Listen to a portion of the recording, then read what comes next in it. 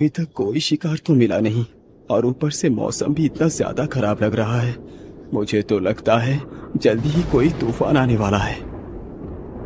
हाँ महाराज, आपका अनुमान एकदम उचित है।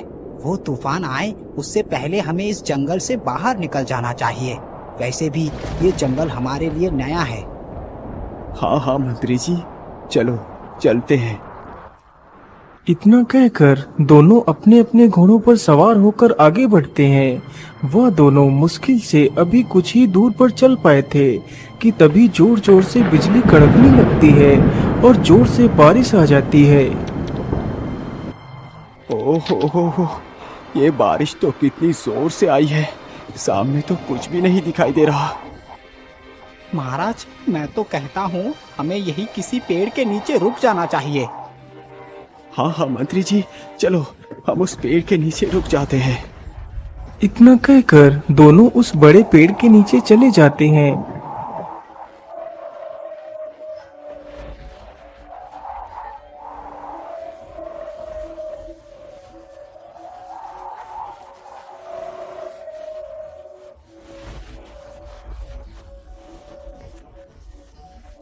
महाराज, मुझे तो लगता है आज ये तूफान पूरे जंगल को ही निगल जाएगा। अरे नहीं नहीं मंत्री जी, आप ये कैसी बातें कर रहे हैं? शुभ शुभ बोलो। उन दोनों को पेड़ के नीचे खड़े हुए काफी समय गुजर गया था। महाराज, हमें यहाँ पर रुके हुए तो काफी समय गुजर गया है, लेकिन ये बारिश तो रुकने का नाम ही नहीं ले रहा है। अब क्या करें? अरे मंत्री जी, जरा उधर देखो, ये बारिश तो अचानक रुक गई। मानो ऐसा लग रहा है जैसे बारिश हुई ही ना हो। हाँ महाराज, बारिश तो रुक गई, लेकिन इतनी रात्रि में जाएंगे कहाँ?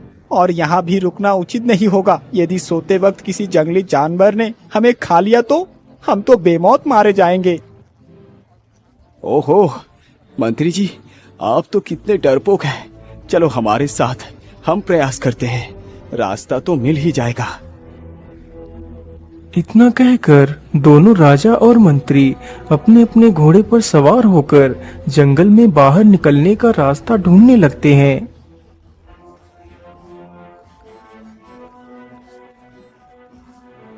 महाराज, हमें रास्ता ढूंढते ढूंढते तो काफी समय निकल चुका है, लेकिन अभी तक बाहर जाने का तो कोई रास्ता नजर नहीं आया। अब क्या करें महाराज? हम इस जंगल से बाहर कैसे निकले? हाँ मंत्री जी, तुम एकदम ठीक कह रहे हो, लेकिन पता नहीं क्यों हम इस जंगल से बाहर जाने का रास्ता ढूंढ क्यों नहीं पा रहे हैं। तभी उन्हें सामने से कोई आता हुआ दिखाई देता है। महाराज, ये कोई सामने से आ रहा है। मुझे तो बहुत डर लग रहा है। कहीं ये कोई भूत तो नहीं? अरे ये तो कोई बूढ़ी महिला लगती है, लेकिन इतनी रात्रि में ये महिला इस जंगल में क्या कर रही है? अरे माता जी, आप कौन हैं? और आप इस डरावनी जंगल में अकेले क्या कर रही हैं? बेटा, मैं इसी जंगल में रहती हूँ, पास में ही मेरा घर है। लेकिन तुम कौन हो बेटा, और तुम इतनी रात्रि में यहाँ क्या कर रहे हो? माता जी, मैं बौद्ध राज्य का राजा सूर सिंह हूँ और ये हमारे मंत्री हैं।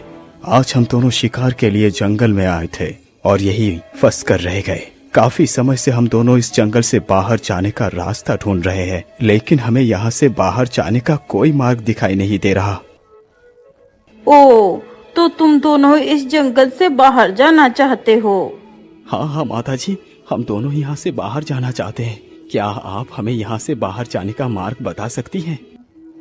महाराज, मैं आपको यहाँ से जाने का मार्ग तो दिखा सकती हूँ, लेकिन तुम्हें मेरी एक शर्त माननी पड़ेगी। यदि तुम मेरी शर्त को मानने के लिए तैयार हो तो मैं यहाँ से बाहर जाने का मार्ग बता सकती हूँ, और यदि तुमने मेरी शर्त नहीं मानी तो तुम इसी जंगल में भटकते रहोगे और भूख प्यास के कारण तड़प तड़प के मर जाओगे। हे भगवान, ये कैसी मुसीबत में फंस गया। तड़प तड़प कर मरने से तो अच्छा है मैं इसी बूढ़ी महिला की शर्त को मान लूं। क्या हुआ महाराज, आप किस सोच में डूब गए? नहीं नहीं माताजी, किसी सोच में भी नहीं। बोलो, मैं आपकी शर्त मानने के लिए तैयार हूँ। तो फिर ठीक है महाराज, सुनो मेरी शर्त। मैं इस जंगल में अपनी बेटी के साथ रहती हूँ। मैं अब बूढ़ी हो चुकी हूँ, जिसकी वजह से मैं अपनी बेटी का भार नहीं उठा पा रही। इसीलिए मैं चाहती हूँ कि तुम मेरी बेटी से विवाह कर उसे अपनी रानी बना लो। परंतु माँ जी, मैं तो पहले से ही विवाहित हूँ। मैं भला दूसरा विवाह कैसे कर सकता हूँ? महाराज, एक बार फिर सोच लो। यदि तुमने मेरी शर्त नहीं मानी तो क्या अंजाम होगा? माँ जी, मैं अंजाम से नहीं घबराता।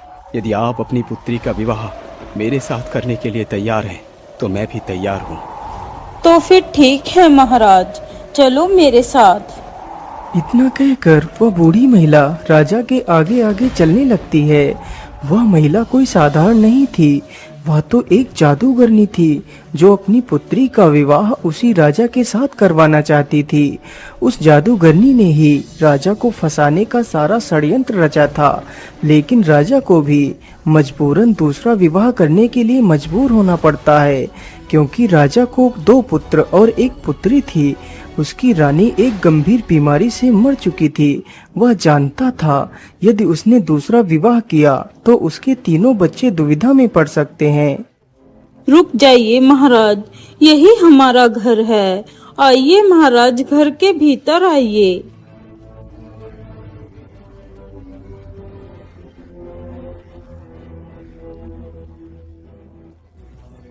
अरे बेटी, तुम कहाँ हो? देखो, मैं तुम्हारे होने वाले पति को लेकर आई हूँ।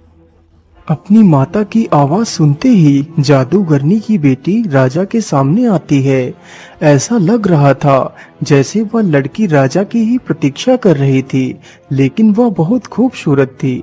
राजा जब उस लड़की को देखता है तो वह उसके अंदर एक खौफनाक चेहरा देखता है, जो खौफ उसके 3 बच्चों की जिंदगी का था। फिर वह जादूगरनी रात में ही राजा और अपनी पुत्री का विवाह करवा देती है।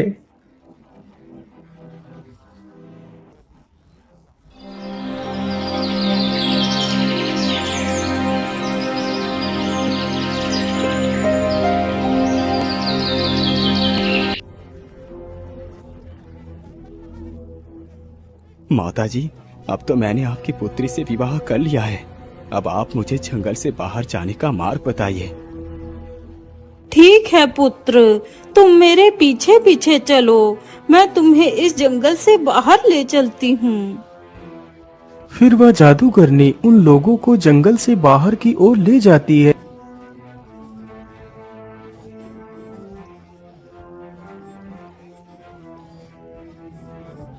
बेटा, अब तुम यहाँ से आराम से अपने महल को जा सकते हो। अब मैं इससे आगे नहीं जा सकती। ठीक है, अब हम लोग यहाँ से चले जाएंगे।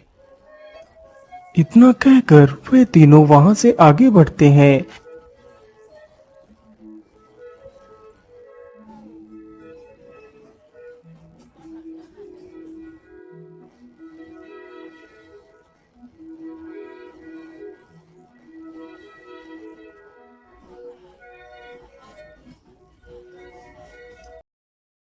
अरे मंत्री जी, मैं तो चलते चलते काफी ज्यादा थक गया हूँ। चलो इसी पेड़ के नीचे थोड़ा सा आराम कर लेते हैं, फिर आगे चलेंगे। वैसे भी अब हम लोग अपने रास्ते में ही हैं।